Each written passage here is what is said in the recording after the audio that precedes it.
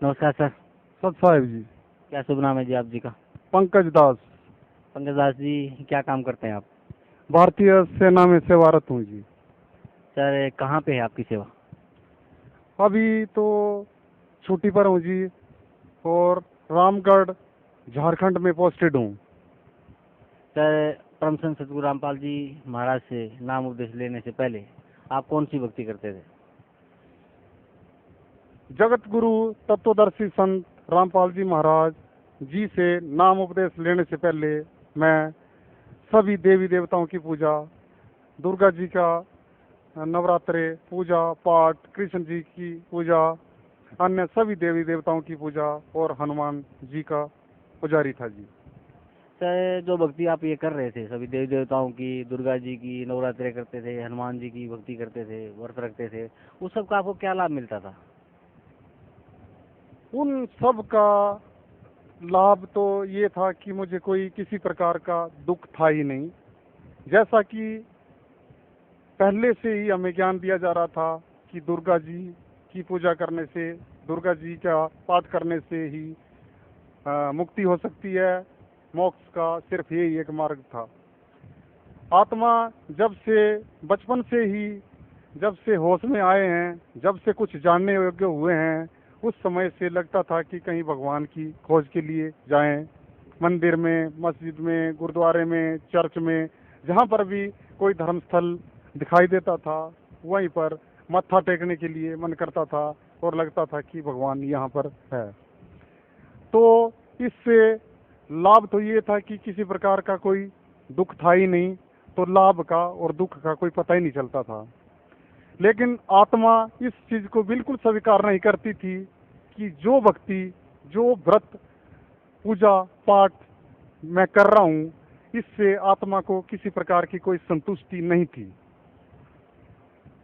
तो ये सब करते करते तकरीबन 20 वर्षों से लगभग सभी संत महापुरुषों के आचार्य, ब्राह्मण, मंडलेश्वर टेलीविजन के माध्यम से जो भी सत्संग सुनाया करते थे, मैं उन सब को बड़े ध्यान मगन होकर सुनता था और आत्मा चाहती थी कि भगवान कहीं मिले।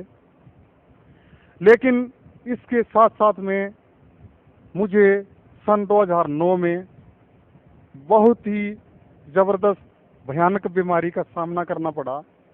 भक्ति करने के बावजूद इंसान भक्ति इसलिए करेगा क्योंकि उसकी सारी सुख सुविधाएं मिले, किसी प्रकार का कोई रोग न हो, और मेन बात है जो मोक्ष की प्राप्ति हो। लेकिन ये सब करने के बावजूद मुझे श्रीनगर के अंदर सांस की बहुत भयानक प्रॉब्लम हुई, जिसके कारण मुझे घुट घुट के सांस लेना पड़ा।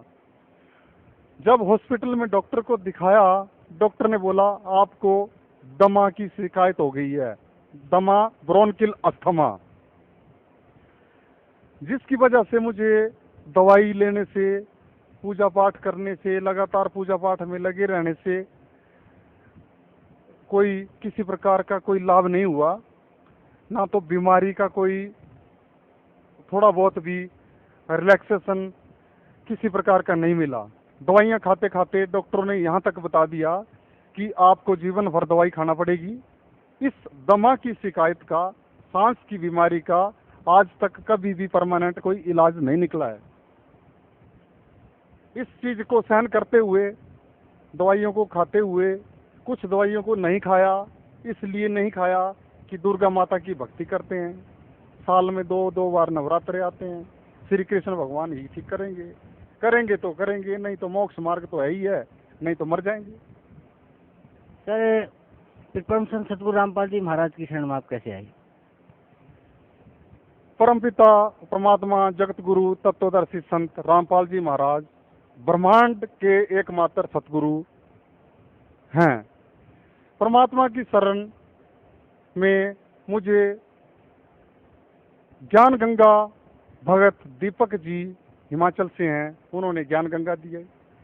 और जिस दिन से मुझे ज्ञान गंगा मिली, उस दिन से, उस ज्ञान गंगा को पढ़ने से मुझे लगा कि ऐसा ज्ञान जिसके लिए हम सदियों से तड़प रहे थे, ज्ञान गंगा पढ़ते ही मेरी आत्मा गदगद हो उठी और मुझे लगा कि यहाँ पर अभी पक्का ठिकाना मिल गया है।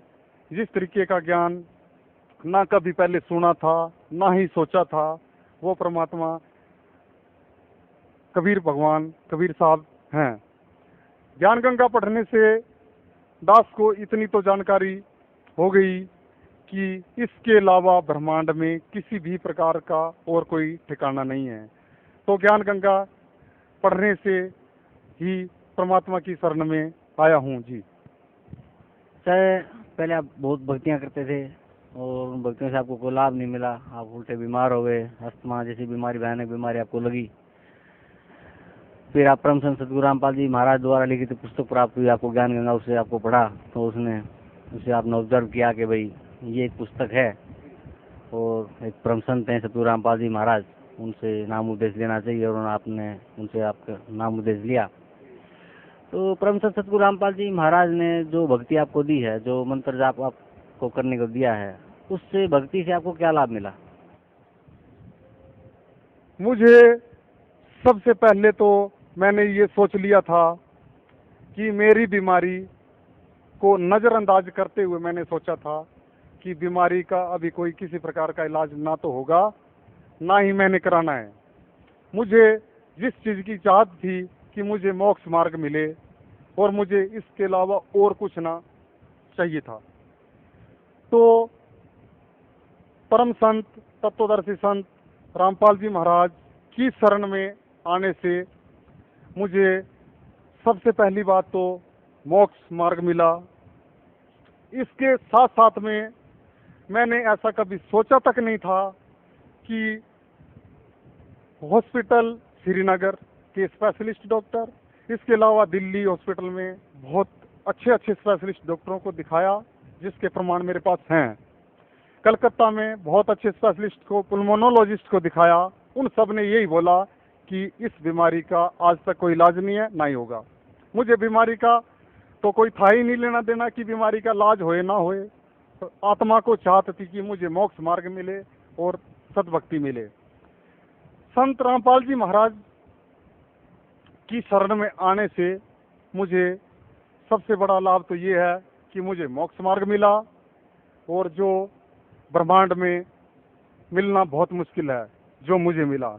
इसके लिए मैं परमात्मा संत रामपाल जी महाराज का कोटि कोटि दंडवत प्रणाम करता हूँ। इसके साथ साथ में परमात्मा ने कहा कि परमात्मा बंदी छोड़ हैं, बंदरों के शत्रु हैं, सब रोगों का नाश कर सकते हैं।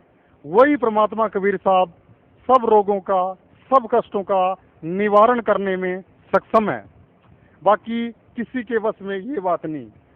नाम लेने के बाद तकरीबन 1 महीना तक सही गुरु जी के आदेशों के अनुसार बताई गई भक्ति विधि से मर्यादा में रहकर मैंने भक्ति की, और आज परमपिता परमात्मा की दया से मेरी दमा की बीमारी, सांस की प्रॉब्लम, जिसकी वजह से मुझे घुट घुट कर जीना पड़ता था, टक्कर मार मार के रोता था कि इसका कोई इलाज नहीं है। कोई माता, कोई पिता, कोई भाई, कोई बहन इस समय में मेरा साथ नहीं देता था, क्योंकि इतनी भयानक बीमारी से ग्रसित था। और आज परमपिता परमात्मा संत रामपाल जी महाराज जी ने मेरे इस रोग को बिल्कुल जड़ से मिटा दिया। अभी परमात्मा का दास बिल्कुल स्वस्थ है जी। सर, परम संत सतगुरु रामपाल जी महाराज से नाम उपदेश लेने के बाद आपकी जो बहुत ही लाइलाज और भयंकर बीमारी थी, जिसे आप अस्थमा कहते हैं, वो आपकी बिल्कुल जड़ से खत्म हो गई, और आपकी आत्मा को जो मुक्ति के मार्ग की तलाश थी, वो मुक्ति का मार्ग भी आपको मिल गया। मैं समझता हूँ अभी बहुत ही भाग्यशाली जीव आप हैं। तो सर, भक्त समाज को क्या संदेश देना चाहते हैं आप?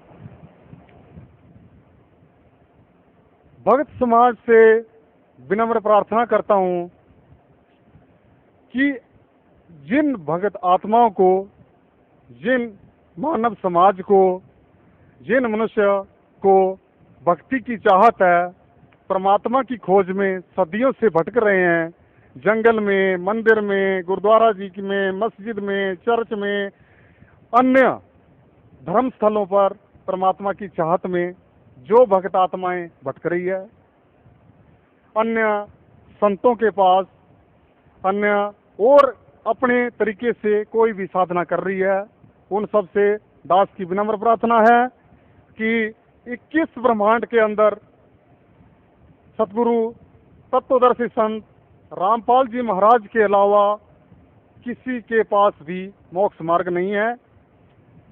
यह परम सत्य है और जिन भक्तात्मा को परमात्मा की चाहत है, जिनको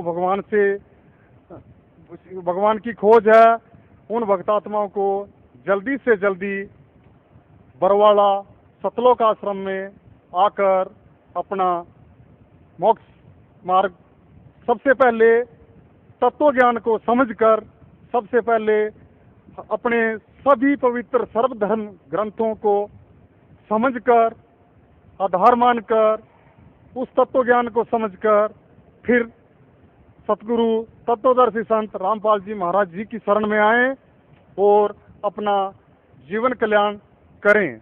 जिस चीज की हमें लाखों वर्षों से तड़प थी, जिसके लिए लोग मंदिरों में धक्के खाने के लिए, मस्जिदों में जाने के लिए और मोक्ष मार्ग करने के लिए अन्य अपने ही तरीके से अलग अलग साधनाएं कर रहे हैं,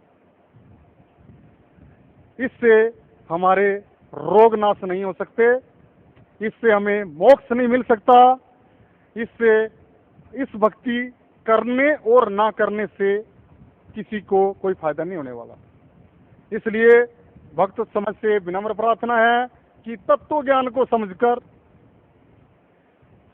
सभी प्रमाणों को समझकर तत्वदर्शी संत रामपाल जी महाराज जी की शरण में आएं और मोक्ष प्राप्त करें। यही मेरी प्रार्थना है। जी धन्यवाद आपका, बहुत बहुत धन्यवाद। सत साहेब।